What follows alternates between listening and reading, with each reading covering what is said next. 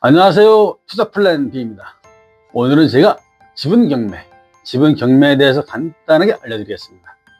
그래서 그 사례로 가지고 제가 말씀드릴 물건은 서울 동부지방법원에서 3월 9일자 진행하는 2024 타경 62193 사건이에요. 이 물건을 보니까 서울 성동구 행당동에 있는 행당 한진타운 32평형 아파트고, 현재 A, B 두 사람이 각 50%씩 지분을 가지고 있는 공유지분, 공동소유 아파트입니다. 여기 행당 한진타운 아파트는 2000년식이고 21개동, 21개동, 그러면서 2123세대가 있는 대단지 아파트예요. 실거래가를 보니까 지난 2025년도 9월까지는 15억, 16억 그랬어요. 그러던 것이 작년 10월달 들어서면서부터 17억 이상 매매되는 거예요, 지금. 그리고 지금 매물로 나온 것도 17억 이하가 아예 없습니다. 지금 그런 상황이죠. 이 물건이 성동구에, 그리고 대단지 아파트에 인기가 있는가 봐요. 그래서 이 물건의 감정가를 보니까 50%만 이제 경매가 진행되는 거잖아요, 지분으로. 7억 1,500만 원의 감정이 나왔단 말이에요. 그러면 현재 실거래되는 금액보다도 50% 봤을 때 1억 이상 적게 감정이 된 거예요. 그런데 이미 한번 유찰됐잖아요. 그래서 3월 9일자에 4억 5,760만 원 진행되잖아요. 그렇다면 우리 일반 입찰 참여하고자 하는 사람들 볼 때는 관심 가져볼 만한 그런 물건이죠. 그럼 법적으로 제가 문제가 있나 없나 한번 살펴보겠습니다. 권리 분석을 해드리겠어요. 제가 항상 말씀드리죠. 수강료 많이 주고 경매 배우지 마세요. 제가 항상 그러잖아요. 경매 물건 딱 보면 제일 먼저 등기부등본서 권리관계를 봐라. 거기서 말소 기준 권리를 찾아라. 말소 기준 권리를 찾는 이유가 있잖아요. 그 말소 기준 권리보다 등기부등본상의 선수의 권리가 있나 없나, 또 선수의 전입자가 있나 없나, 그 전입자가 실제 임차인이 아니냐, 이게 중요하다. 그걸 찾아내서 낙찰 받았을 때 내가 인수해야 될 금액이 있는지 없는지, 인수해야 될 권리가 있는지 없는지, 그걸 보는 거예요. 그래서 말소 기준 권리만 외우면 돼요. 7개. 그것만 외우면 돼. 10분이면 다 외우잖아요. 그러면 그것만 보면은 물건 딱 보고 문제 있네, 인수할 게 있나 없네, 요거만 판단하면 되는 거예요. 그 10분만 배우면 되는 거지. 다만 이제 우리가 공부를 하는 이유가 있어요. 경매를 하면 10번 아무 물건을 막 입찰 참여를 해도 법적 문제는 거의 없어요. 법적으로 문제 있는 건 100건 중에 한두 건이 안 됩니다. 그래서 재수 없으면 그 한 번 실수해서 손해보는 요런 거 예방하려고 공부하는 거예요. 다시 제가 이 물건을 와서 이 물건 권리 분석을 해보면 등기부등본을 봤더니 말소기준 권리가 2023년 7월 5일자 근저당권이야. 그런데 등기부등본 보니까 이 근저당권보다 선수의 권리가 없어. 그런데 이 말소기준 권리 일자보다 선수이 먼저 전입한 임차인이 있는 거야. 실제 임차인이. 보증금도 7억이나 돼. 그거 어떻게 할 거야?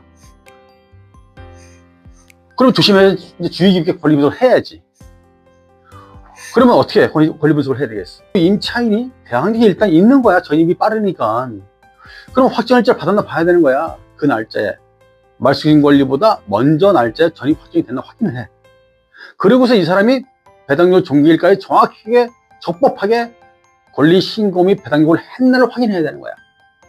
그래서 봤더니 전입 확정은 빠른데 이 사람이 권리 신고만 하고 배당요구를 안 했어. 이거 어떻게 해?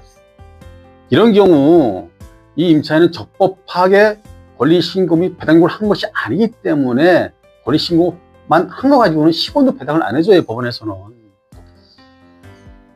제가 항상 말씀드리잖아요. 임차인이 배당을 받으려면 반드시 배당료 종기일까지 적법하게 권리 신고하고 배당요구를 해줘야 되는 거예요. 권리 신고만 하는 경우도 있고, 일부러. 대부분. 배당요구만 하는 경우도 있고, 일부러. 딱 이건 권리 신고만 한 거야. 그래서 법원에서 배당이 안 되기 때문에 대항력 있는 이 임차인의 보증 7억을 낙찰받은 사람 인수해야 되는 거야. 그러면은 우리가 낙찰 받았다고 생각해 봅시다. 싸게 한 5억에 받았다고 봅시다. 그러면 낙찰 받은 내가 어떤 절차를 밟아야 돼? 일단 인수한다고 보는 거야. 뭐 공유자하고 뭐 비율 따지지 말고 그냥 계산이 좋게. 그러면 일단은 낙찰받은 내 입장에서는 공유지분인 경우에는 공유물 분할 소송을 해야 돼요. 다른 공유자 만나서 팔아라 나한테, 아니 내 거 사가라, 이런 얘기는 차후 문제고, 정상적인 법적 절차를 한번 제가 말씀드리면 공유물 분할 소송을 하죠. 그럼 청구 취지에 이거는 집합 건물, 이 건물이 쪼개지지 못하잖아. 땅처럼 뭐 분할 이게 안 되잖아. 그러면은 청구 취지 쓸 때 어떻게 했어요? 1. 공유물 전부를 경매해서 그 대금을 지분대로 분할하라. 청구 취지 2. 다른 공유자 누구는 부당이익 청구해야 될 거 아니야. 보증금이 있으니까 거기에 임차인. 부당이익금 얼마 지급하라. 가지집행할 수 있다. 이런 판결을 구함. 보통 이렇게 써요. 근데 이 물건을 보면은 임차인이 권리 신고만 배당 요구하지 않았잖아요. 이럴 때도 저 같은 사람이 공유자 있잖아요, 공유자. 그 중에서 내가 누구의 입장에서 일을 해주느냐에 따라서 상당한 그 변화가 있습니다. 얼마든지. 만약에 내가 이 물건을 현재 경매되지 않은 공유자의 입장에서 일을 본다면 이렇게 안 하죠. 경매 신청한 근저당권자 얼마든지 제가 타격을 줄 수 있습니다. 그러면서 이 지분이 그러니까 경매되지 않은 이 공유자가 안 뺏겨요. 공유자 우선 매수권 행사하면 되기 때문에.